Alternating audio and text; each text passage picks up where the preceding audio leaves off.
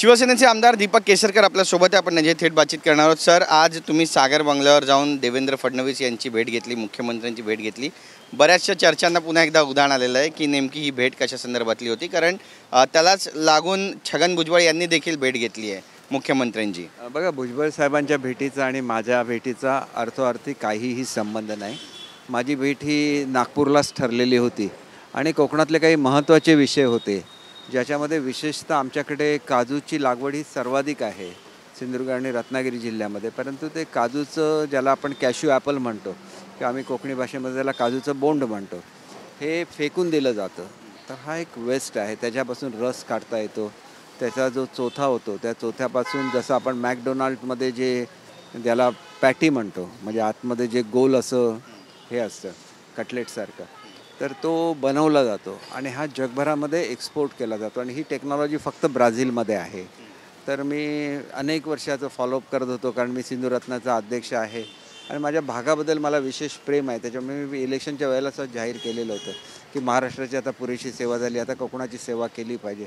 तर हे पहिलं स्टेप आहे. ब्राझीलला जायचं असेल तर मुख्यमंत्री महोदयांची परवानगी लागते. त्याच्यामुळे या विषयावर चर्चा होते आणि माझी खात्री आहे की जर हे यशस्वी झालं आणि तिथून आपण ती टेक्नॉलॉजी आणू शकलो किंवा ते उद्योजकांना इथं आणू शकलो, तर कोकणामध्ये एक शेतकऱ्यांची आर्थिक परिस्थिती पूर्णपणे बदलून जाईल. नक्कीच. पण असं पण आता बोललं जातं आहे की तुम्ही भलेही कोकणाच्या आर्थिक विकासासाठी किंवा तिथल्या सामाजिक समस्येसाठी मुख्यमंत्र्यांची भेट घेतली असली तरी देखील मंत्रिपदासाठी काही चर्चा सुरू आहेत का? आतून काही गोष्टी घडत आहेत? पण एक गोष्ट लक्षात घेतली पाहिजे की मंत्रिपद हा विषय आता संपलेला आहे. पुन्हा पुन्हा त्याच्यावर बोलण्यामध्ये काय अर्थ नाही. आपण आपल्याला ज्या लोकांनी निवडून दिलेलं आहे, आणि विशेषतः मी कोकणाचं प्रतिनिधित्व करतो. कोकणाला खूप पोटेन्शियल आहे. कोकणावर जर खरोखर लक्ष दिलं तर मला वाटतं की पर कॅपिटा इन्कममध्ये पहिल्या 2-3मध्ये आमचे जिल्हे येऊ शकतात आणि मग ती खऱ्या अर्थाने लोकांसाठी काहीतरी केल्यासारखं होईल. पर्यटनाला फार मोठा स्कोप आहे, फिशिंगला फार मोठा स्कोप आहे. नितेशजी आता देवाच्या कृपेने त्या डिपार्टमेंटचे मंत्री झालेले आहेत. इनलँड वॉटर ट्रान्सपोर्टला मोठा स्कोप आहे. बंदरांच्या विकासाला फार मोठा स्कोप आहे. ही दोन्ही डिपार्टमेंट आता कोकणातल्या सुपुत्राकडे आलेली असल्यामुळे त्यांनासुद्धा त्यांची मदत घेऊन आपल्याला, आणि राणेसाहेबांनी अनेक वर्ष मुख्यमंत्री म्हणून काम केलं, केंद्रीय मंत्री म्हणून काम केलं, तर आम्ही सगळे एक टीम म्हणून काम करू आणि पहिल्यांदा आपला जिल्हा आणि त्याच्यानंतर संपूर्ण किनारपट्टी कोकणाची याचा कायापालट कसा करता येईल याच्यावर आम्ही निश्चितपणे अभ्यास करू, काम करू आणि ते करून दाखवू. बोलण्यापेक्षा करणं महत्त्वाचं असतं. ठाकरे बंधू जयवंती ठाकरे, राज ठाकरेंच्या ज्या बहीण आहेत, त्यांच्या मुलाच्या लग्न समारंभामध्ये दिसले. त्यामुळे पुन्हा एकदा चर्चा सुरू झाली आहे की लोकसभा विधानसभेनंतर जो काही पराभव त्यांच्या समोर आलेला आहे, ज्या काही जागा कमी झालेल्या आहे महाविकास आघाडीसोबतच्या, यानंतर हे दोन्ही भाऊ एकत्र येतील का? आणि दुसऱ्यांदा ते एकत्र आलेले, त्यामुळे चर्चांना बऱ्याच उधाण येत आहे. तुम्हाला असं वाटतं काही होईल? बघा, याच्यावर काय आपण कॉमेंट करणं योग्य नसतं. हा त्यांचा प्रश्न आहे. राजसाहेबांशी अनेक वेळेला ज्या वेळेला भेट झाली, त्यांचं एक स्वतःचं व्हिजन आहे महाराष्ट्राच्या विकासाचं आणि मनमोकळे आहेत. उद्धवसाहेबांच्याबरोबर मी काम केलेलं आहे, नेहमीच त्यांच्याबद्दल आदराने बोलतो. तर ते त्यांच्या कुटुंबाचं एक वैशिष्ट्य राहिलेलं आहे. तर त्यांनी काय करावं आणि काय निर्णय घ्यावे हे त्यांनी ठरवायचं. त्याच्याबद्दल मी बोलणं योग्यच होणार नाही. सरकार आल्यानंतर किंवा महायुतीचं सरकार आल्यानंतर परप्रांतीयांची मुजोरी वाढते का? कारण कल्याणमध्ये पुन्हा एकदा असाच प्रकार मराठी कुटुंबाला मारहाण झाल्याचा घडलेला आहे. 9 वर्षाच्या मुलीसोबत अश्लील चाळे करणाऱ्याला जाब विचारला म्हणून मराठी कुटुंबाला मारहाण झाली आहे. कसं पाहता एकंदरीतच? नाही, बघा, मराठी माणसांचं जे स्वाभिमान आहे हा महाराष्ट्रामध्ये जपला गेलाच पाहिजे. त्याच्यासाठीच बाळासाहेबांनी एवढा मोठा लढा दिला. आणि ह्याच्यापुढे तर असं आहे की मी मराठी भाषेचा सुद्धा मंत्री होतो. तुम्हाला कुठल्याही सरकारी कार्यालयामध्ये गेल्यानंतर मराठीमध्ये बोलायलाच लागेल. हे आता कंपल्सरी केलेलं आहे आणि त्याच्यामुळे पुढच्या काळामध्ये, आणि मराठी भाषा भवन एवढं मोठं उभं राहतं आहे, आंतरराष्ट्रीय सगळी मराठी लोकं आता एकत्र येत आहेत. त्याच्यामुळे माझी खात्री आहे की मराठी भाषेला पुढचा काळ आणि मराठी माणसांना उज्ज्वल असंच आहे. आपली जगभर आता माणसं जातील. आम्ही असा करार जर्मनीबरोबर केला, आता इस्रायलबरोबर करार होतो आहे.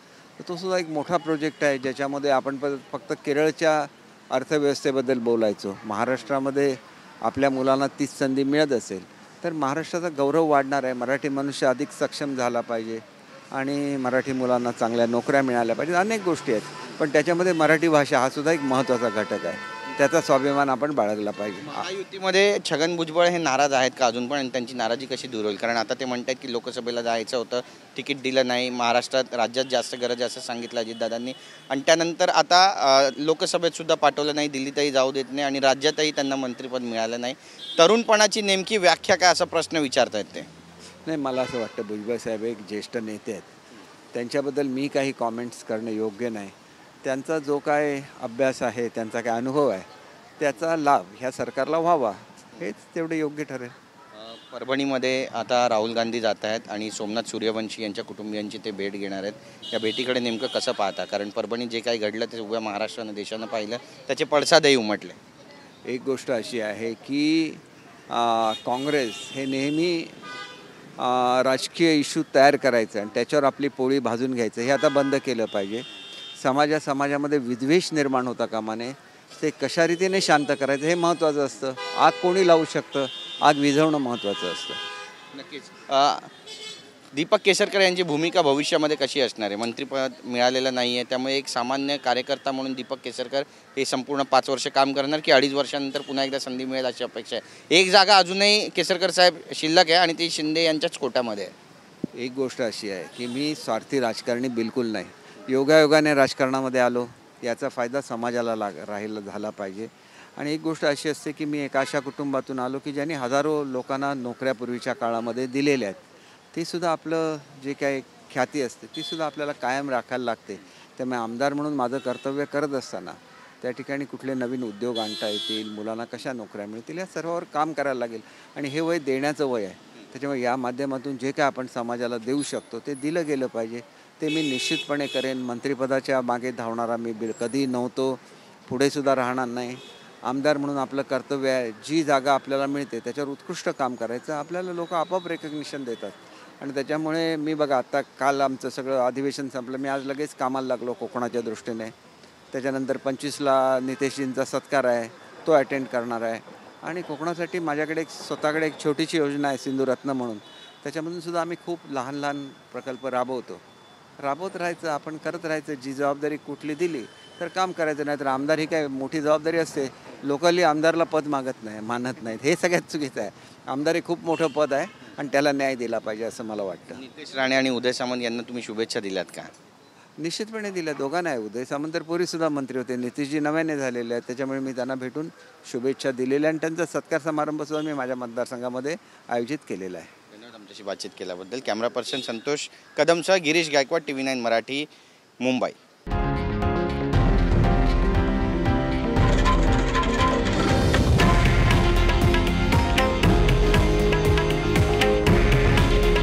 हे आहे देशातील नंबर 1 न्यूज नेटवर्क आणि आपण पाहत आहात TV9 मराठी.